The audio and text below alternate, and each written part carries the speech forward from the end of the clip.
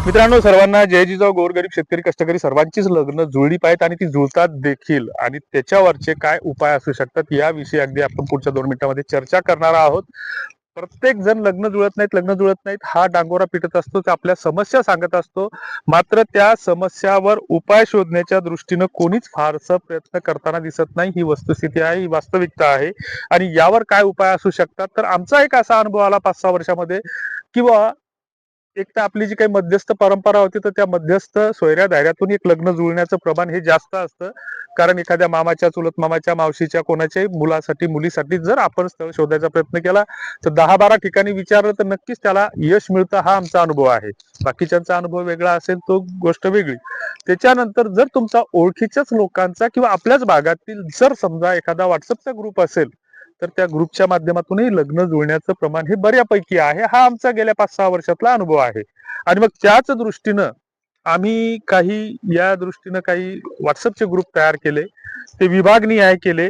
मात्र आपली लोक जी आहेत, तर आपल्याला जी काही आहे, तर प्रत्येकाला, तुम्ही मी सगळेच जण आलो त्याच्यामध्ये, की आपल्याला बाजार करायची सवय आहे. सुरुवातीला आपण लग्नाचा बाजार केला, खिचडी केली आणि नंतर त्याचा तमाशाही करून टाकला, आणि हा भाग वेगळा. आणि मग हे करत असताना मग नाशिक विभाग, पुणे विभाग, मुंबई कोकण विभाग, विदर्भ आणि मराठवाडा असे 5 विभागाचे 5 ग्रुप तयार केले. आणि जो काही कॉमन ग्रुप आहे, तर त्याच्यावर आम्ही सांगितलं की बा आपण आपापल्या विभागाचाच ग्रुप जॉईन करावा, किंवा कोणीतरी आपल्या जिल्ह्याचं नाव टाकावं, म्हणजे त्या विभागाचा ग्रुप त्यांना जॉईन करून देता येईल. आणि मग त्याच्यावर त्या विभागातले आमच्याकडे प्राप्त होणारे बायोडाटा आपण त्याच्यावर टाकत जाऊ. एकमेकांसाठी चर्चा करून मध्यस्थी करण्याचा प्रयत्न करू. आणि कुठल्याच गोष्टीसाठी आम्ही कुणालाच पैसे मागत नाही, ही गोष्ट आपण पहिल्यांदा ध्यानात घेतली पाहिजे. कारण आम्ही सातत्यानं 6 वर्षापासून प्रत्येक व्हिडिओमध्ये एक गोष्ट सातत्यानं सांगत असतो, व्हॉट्सअपच्या मेसेजवर सुद्धा सांगत असतो, की मराठा लग्नाक्षदा हा कुठलाही व्यवसाय नाही, किंवा या माध्यमातून लग्न जुळतात किंवा आम्ही लग्न जुळवतो असा दावा आम्ही कुठेच करत नाही.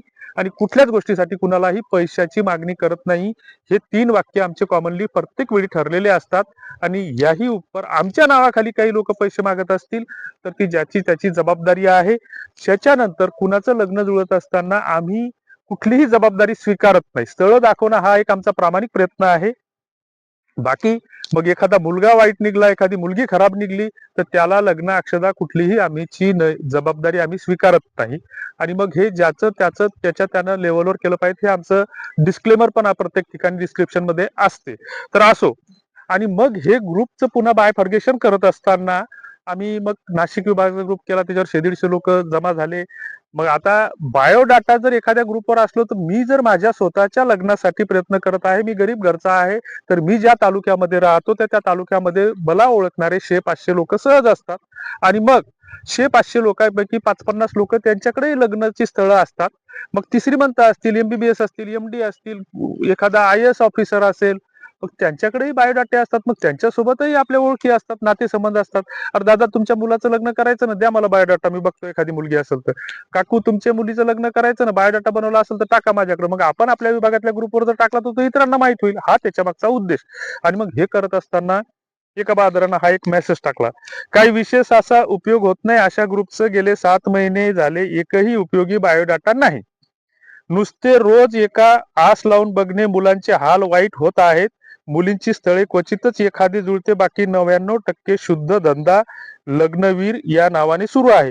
म्हणून आज रात्री आपल्या प्रतिक्रिया पाहून स्वतःहून ग्रुप सोडत आहे. हा एक मास्टर माइंड त्याच्या प्रोफाईलचं नाव आहे. यानं हा मेसेज टाकला.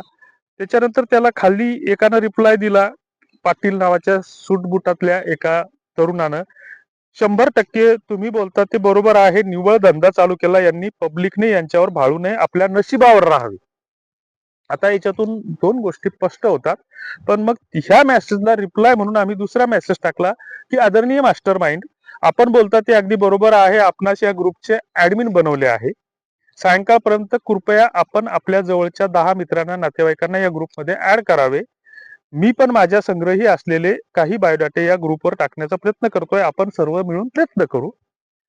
त्या पाटलाला पण आम्ही रिप्लाय दिला, की महोदय, आमच्या धंद्याबद्दल बोलत असाल तर आमचा शेतीचा धंदा आहे. आणि जगामध्ये तोच एकमेव धंदा असा आहे शेतीचा, शेतकऱ्याचा, की तो प्रामाणिक आहे, इमानदारीचा आहे. शेतकरी कुणाला फसवत नाही. आणि आम्ही शेतकरी आहोत, जगद्गुरु तुकाराम महाराजांच्या उक्तीनुसार, की बरे झालो देवा कुणबीच झालो, हे तुकाराम महाराज अभिमानानं सांगतात. आणि आम्ही सुद्धा लग्न अक्षदाच्या माध्यमातून गावखेड्यात राहणारे आहोत, शेती मातीशी नातं ठेवणारे आहोत. या गोष्टीचा आम्हाला नितांत आदर वाटतो, अभिमान वाटतो. हे सांगायला आम्हाला कुठलाही कमीपणा वाटत नाही. आम्ही जरी स्टेट बँकेत काम करत असलो, वेगवेगळ्या माध्यमात काम करत असलो, तरी आम्ही आमचा व्यवसाय सांगत असताना शेतीच सांगतो, शेतकरीच सांगतो. आणि मग या गोष्टीत आम्हाला कुठलाही कमीपणा वाटत नाही. बाकी लग्न अक्षदा हा जो प्लॅटफॉर्म आहे, तर या माध्यमातून कोणा गरीबाचे लग्न जुळत असेल तर ऐपतीप्रमाणे आम्ही अन्नदान करू.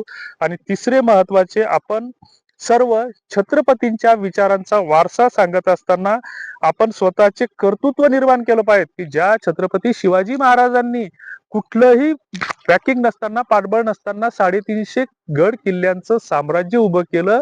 अमावस्येच्या दिवशी लढाया लढल्या. कुठल्याही फालतू फालतू गोष्टीवर विश्वास न ठेवता किंवा कर्मकांडावर आपलं विश्वास न ठेवता त्यांनी स्वतःच्या मनगटाच्या बळावर हे रयतेचं राज्य निर्माण केलं.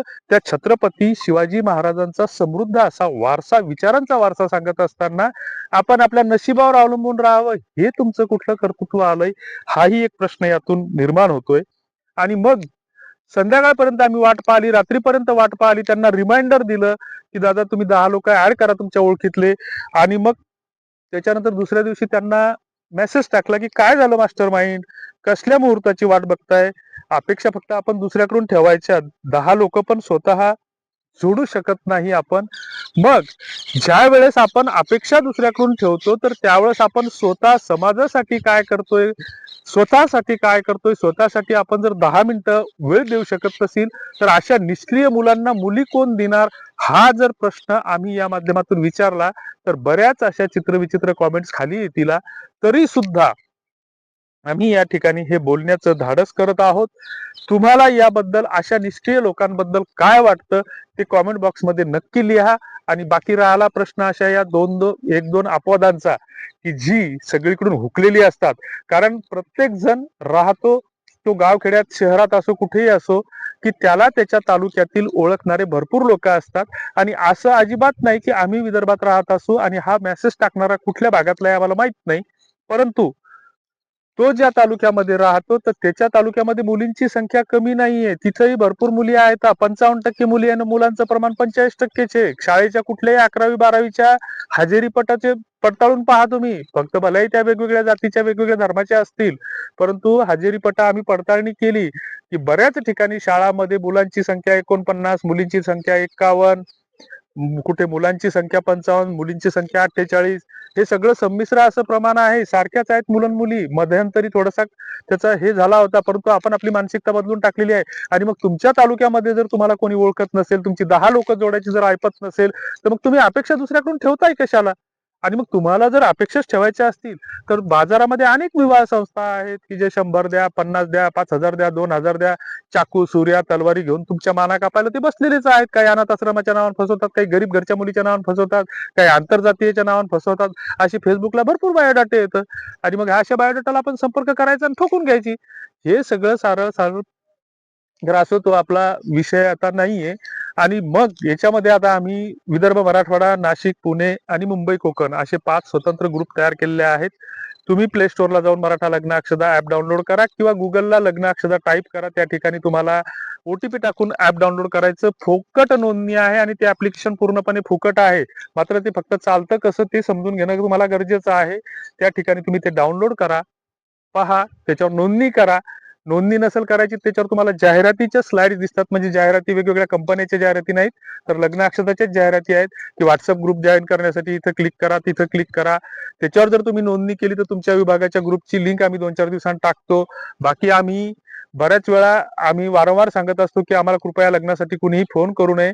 कारण बऱ्याचदा तुमचे फोन वाजत असतात, आमचे हात चिखलानं भरलेले असतात, मातीनं भरलेले असतात, वावरात टप्पे बदलत असतो, कुठं एखादं पाईपलाईनचं बेंड लिकेज झालेलं असतं, तर ही कामं आम्ही करत असतो.